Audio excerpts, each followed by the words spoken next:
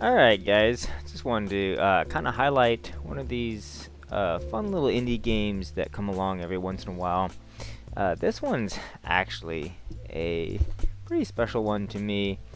If you've seen it or heard of it, it's called Zombieville USA 3D.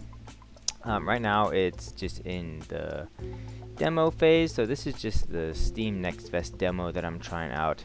The reason this is a special one is because this is actually kind of like the newer game, or the newest game from a little mobile game developer called Mika Mobile. If you're not really into mobile games, you've probably never really heard of them, but they made some of my favorite mobile games back in the day. Zombieville USA, which was kind of, honestly, a lot like this. It was just more of a side-scrolling game.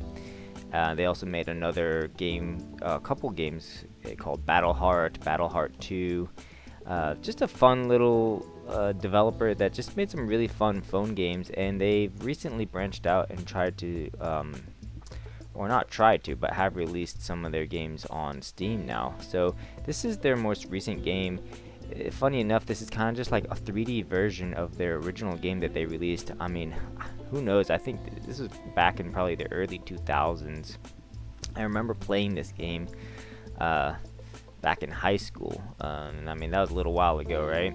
So it's a fun one for me. I remember loving this game back on the phone, the 2D version of it, and the way this is translated to 3D actually just works really well. It's in so many ways very similar to the original side-scrolling game, but obviously it's just in 3D, and it has a couple of polish, a couple of fresh new things, mostly. And the big one here is going to be the co-op. This game is going to be, I think, 4-player co-op. So let me just show you some gameplay, and let me start off by, well, I don't have anything unlocked right now, so I guess I'll go ahead and just do a run and show you what this game's kind of all about. So it functions a lot like a typical Survivor game. If you've played, Vampire Survivors or any of those style of games. It has a little bit more mechanics to it, in that I actually have to aim, right? So I have to manually fire. He kind of auto-targets whatever's in front of him. But it's not exactly what I'd say is a twin-stick shooter. I mean, I guess a little bit. Like, see, I guess they changed that. When I played this game a couple weeks ago, you actually couldn't move and shoot, so it looks like you can move and shoot now, so that's kind of cool. Actually, that's a pretty huge quality of life thing. You used to have to stand still, almost like Resident Evil, to shoot. Looks like they added the ability to move kind of slightly while shooting, so that's actually pretty huge. You can move and shoot like this, move and shoot, and as far as I can tell, the entire map is randomly generated, and basically the whole point of the game is just survive as long as you can. You can hold up to 4 different weapons. So here I picked up, looks like a shotgun. Gonna go around, and as you can see, the skulls in the top right, it's just gonna start getting harder and harder. More enemies, stronger zombies, they're gonna get tankier. All my weapons, as you can see in the bottom right, is they have limited ammo, so you really want to stay on the move here. I'm trying to pick up other weapons. It starts off pretty dang easy. I mean, these zombies just like hardly have to think about it, but once you do, once they do get in on you, they start doing a lot of damage really fast. So here we got a Predator. I'm going to put that in my B slot. So as you can see, I can hold 4 different weapons, and I just switch between them with the face buttons. I am using a controller on this. I'm sure it would play fine on the mouse and keyboard if that's your preferred way of playing. Let's try this. Oh shit. Okay, so yeah, you see that? Like, within, like, I don't even know what that was, half a second, I lost a good little chunk, maybe like 10% of my life there. Now, there is meta progression, like all these types of games, so obviously right now I have, oh shit, these white guys are easier to kill, but they move fast and they do a lot of damage.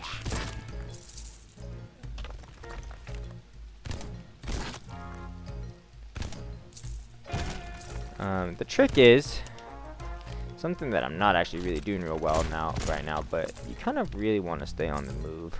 The problem is I'm a little bit of a loot goblin, and I really hate to leave money on the ground, so if I see money, I always go for it, but you really want to stay on the move, which, as you can see there, holding down the right button, there is a sprint now. So, you know, not a ton of mechanics. Oh, shoot. Not a lot of ton of mechanics to the game, but there's some destructible I'm missing, but you can blow those little barrels up, do some little AoE damage. There's a lot of different weapons. They have different effects. Some of them are pretty cool, some pretty fun ones. Ouch, that hurt. This is I don't know, some kind of shoot. Some big boys coming out. So we're already at level 4 threat level.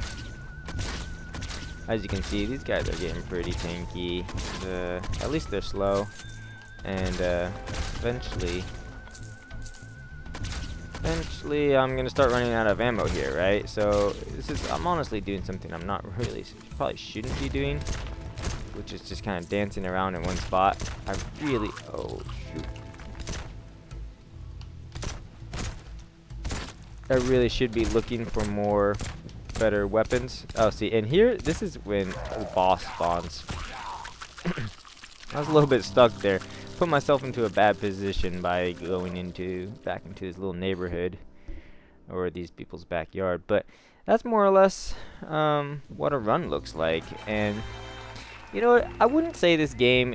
I'll show you a little bit of the meta progression here. So there's all these different characters. As far as I can tell, they are purely cosmetic, which is fun, but it does kind of leave a little bit desired. You know, if you've played a lot of these vampire, zombie survival games, you know, a lot of what makes them really fun is that they have like a really pretty crazy meta progression. This game's meta progression is pretty simple. I wouldn't say it's bad. It's just very simple, right? Like, as far as, you got the recruits, purely cosmetic, so, take that for what it is. The armor is pretty cool, lots of different weapons, and the thing that's fun about this is you can start with them. So whatever you unlock here, obviously a lot of these are not even available in the demo, but whatever you unlock here, you can actually start your run with them.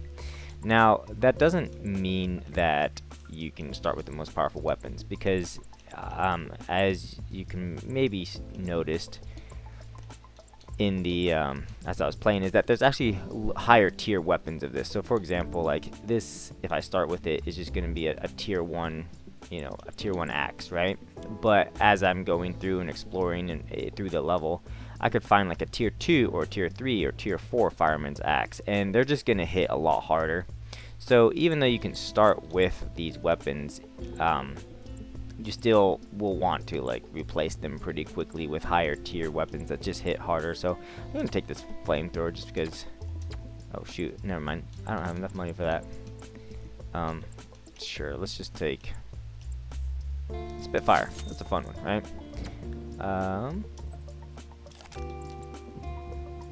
It looks like you will be able to upgrade it then, and so that actually will probably mean that you could start with like a higher tier version of it. That's what I'm assuming. So that actually is pretty cool. I guess in theory you could start with some pretty strong gear on a run, which would probably make the run quite a bit easier. And then you also get these perks, and these perks are pretty crazy. I mean, look at this: 20% more health per rank, 10% more damage reduction. You get slowed less when you get attacked. Instantly kill, like some pretty crazy. I mean, even look at these, man. Like, increase 15% damage for all weapons. This is a 40% damage increase at rank 1. Like, pretty crazy. I don't really know if there's like gonna be like harder versions of the game, or sorry, higher difficulty levels. Because you saw, like, even on that run 1, I mean, I got to, like, a tier 4 health, and so it's like, you can imagine with all these upgrades, the game could probably get pretty easy, but as far as I know, it's just an infinitely scaling difficulty, so there's not objectives, you know, at this point. So I mean, the game's simple, but it's kind of fun. It has a lot of charm to it. The thing that's pretty cool, again, I think the thing that will set this one apart from a lot of the zombie kind of survival games is that it's co-op, right? And it is a little more of like a twin stick shooter, being able to actually move and shoot. You actually, you know, aim your weapons. It's not exactly a, you know, a copy of like the zombie survival games, or the, you know, those what is it called, Vampire Survivors. It's doing its own thing, and really at the end of the day, they're trying to okay, here we go. It looks like you are going to be able to add some difficulty modifiers and start on higher difficulties. So that's good, because honestly, if you had to go through like the lower levels every single time, especially if you're starting with like a tier 4 like weapons and you grab all these perks, I mean, you know, if you're just having to start at the lowest levels every time, that could get pretty boring. So yeah, I think this game actually has a lot of potential, especially just because, I mean, obviously I'm a little biased just because I remember playing the original side-scrolling version of this game in high school when I was, you know, just younger. It's just a fun, charming little game, and I think it'll be special, and it'll be a fun one to play with friends. So just thought I'd kind of feature it. You know, I like these little indie games. They have a lot of charm, and they have a lot of character, and I think they're definitely worth checking out. I don't really know what it'll cost, or even I do know it'll release in March, so not too far away. So it's worth keeping your eye on. So yeah, I hope you guys kind of enjoyed this kind of just first opinion kind of impression, and let me know what you think. Thanks.